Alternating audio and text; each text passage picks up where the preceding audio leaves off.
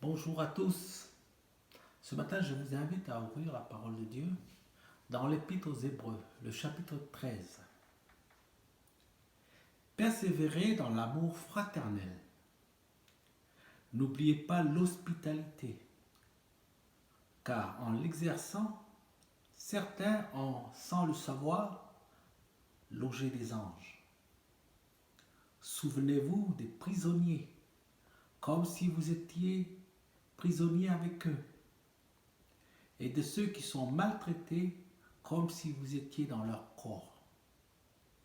Que le mariage soit honoré de tous et le lit conjugal épargné par la souillure. Ceux qui se livrent à l'immoralité sexuelle et à l'adultère, Dieu les jugera. Que votre conduite ne soit pas guidée par l'amour de l'argent. Contentez-vous de ce que vous avez. En effet, Dieu lui-même a dit: je ne te délaisserai pas et je ne t'abandonnerai pas. C'est donc avec assurance que nous pouvons dire: le Seigneur est mon secours. Je n'aurai peur de rien. Que peut me faire un homme? Souvenez-vous de vos conducteurs qui vous ont annoncé la parole de Dieu. Considérez quel est le bilan de leur vie et imitez leur foi. Jésus-Christ est le même hier, aujourd'hui et pour l'éternité. Ce que nous avons lu ensemble ce matin, ce sont des instructions diverses. Mais nous allons retenir juste un point.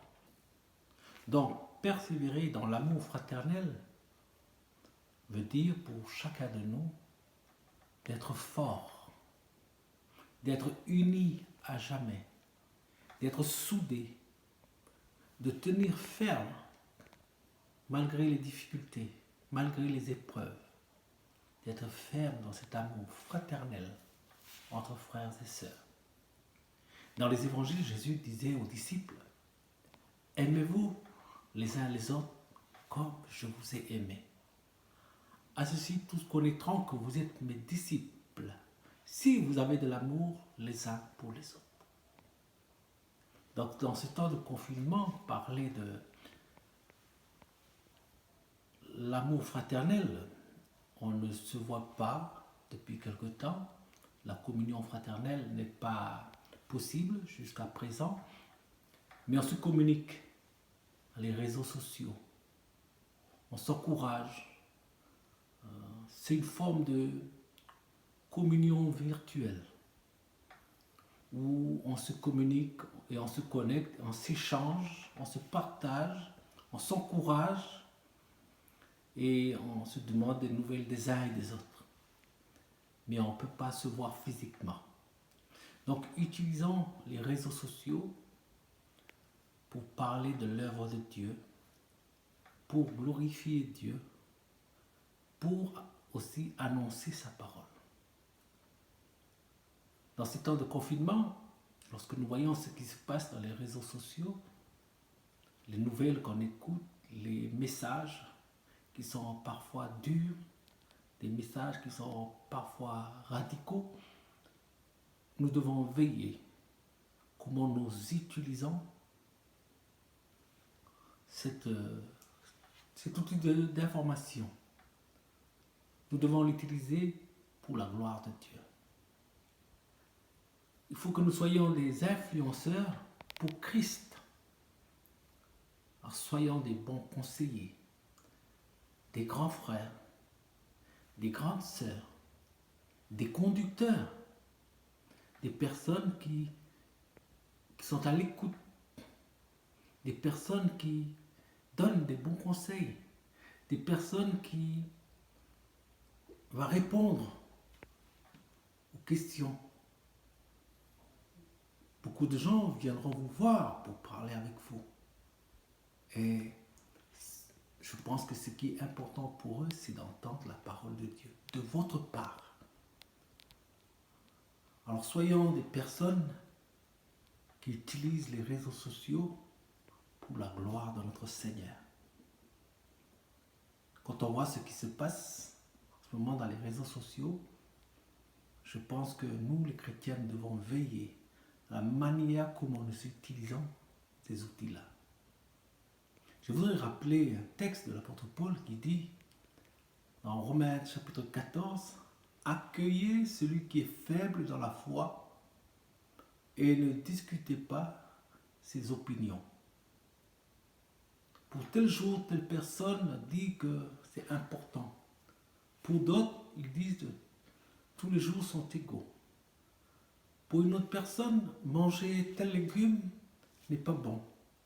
Pour d'autres, c'est bon de manger. Le plus important dans tout cela, dit Paul, c'est s'il ne mange pas, c'est pour le Seigneur qu'il ne mange pas. Et s'il mange, c'est pour le Seigneur qu'il le fait. Si pour lui tel jour est important, c'est pour le Seigneur qu'il le fait. C'est pour nous encourager de dire aujourd'hui que ce qui est important, c'est toi, comment tu te comportes face à l'autre, à ton frère et à ta sœur. Sois de bons modèles. Que ces jeunes, que ces personnes qui ne connaissent pas le Seigneur puissent imiter aussi votre foi. Alors soyez des bons conducteurs. La communion fraternelle, c'est vrai que nous ne pouvons pas nous voir, mais nous utilisons les moyens qui sont mis à notre disposition pour pouvoir s'échanger, discuter ensemble et parler. Je voudrais encourager chacun de nous que dans ces temps difficiles, nous voyons ce qui se passe dans les réseaux sociaux. Il y a des messages qui sont parfois très très durs, qui poussent les gens à la rébellion. J'encourage les chrétiens que faisons très très attention à la manière comment nous utilisons ces moyens. Nous sommes aussi responsables de tous ceux qui nous écoutent, de tous ceux aussi qui nous suivent. Alors soyons des bons influenceurs pour Christ. Premièrement, nous devons utiliser ces outils pour annoncer la bonne parole, exhorter, édifier et prier les uns pour les autres. C'est cela, persévérer dans l'amour fraternel. C'est cela, aider celui qui est dans le besoin. N'oubliez pas que les réseaux sociaux, le monde entier nous lit, nous entend et nous voit. Donc utilisons-le pour l'évangile, pour le Seigneur, et que la grâce de notre Seigneur soit encore témoignée à travers ces réseaux sociaux. C'est vrai que les réseaux sociaux, c'est un moyen pour envoyer des messages. Je pense que nous devons l'utiliser pour envoyer le message de la bonne nouvelle de Jésus-Christ. Que le Seigneur nous bénisse. Amen.